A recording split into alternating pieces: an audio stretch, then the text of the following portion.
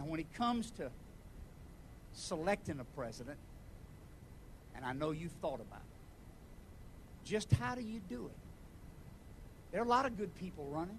I wouldn't say anything bad about any of them. It takes courage to run for president, doesn't it? We ought to honor them.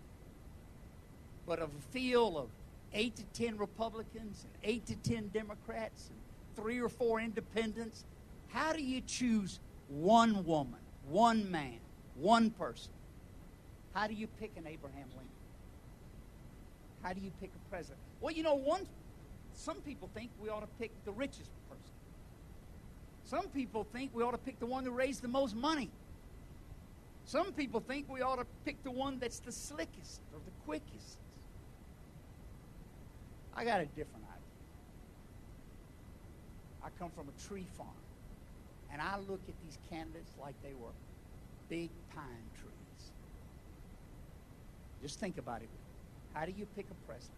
I'm reminded of the guy in North Carolina who whittled stumps to look like a dog. And he made the best looking dogs you ever saw. And people came from miles around to watch him whittle.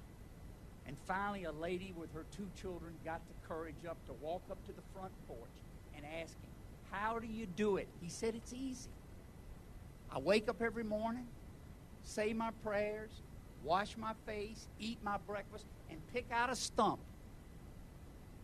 I get my knife and I get it sharp, and then I sit down and I whittle away everything that doesn't look like a dog.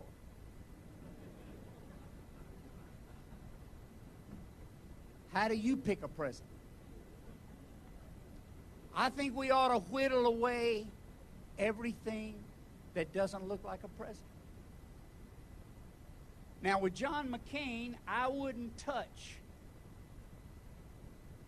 the part of the wood that says they know me all over the world with respect. I like that in my president. If I look at John McCain, I wouldn't touch with my knife the part that shows courage or the ability to stand alone and then attract others at building a team. If I were looking at John McCain, I wouldn't whittle away from that piece of timber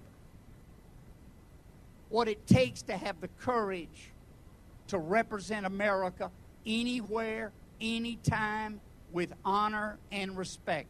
If I were the wood carver, I would look at John McCain and say, I can't touch his respect, I can't touch his honor, I can't touch his experience, I can't touch the fact that he could be commander-in-chief the first day.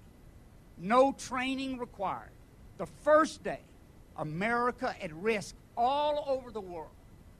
And who could I pick to be commander-in-chief? So walk with me. How do you pick a president? Look at a pine tree, get a knife, cut out everything that doesn't look like a president. And I'll tell you what you'll see when you look at these candidates. Good people all. You'll see John McCain. There's enough wood there to stand on. There's enough wood there to fight with. There's enough wood there to protect my family.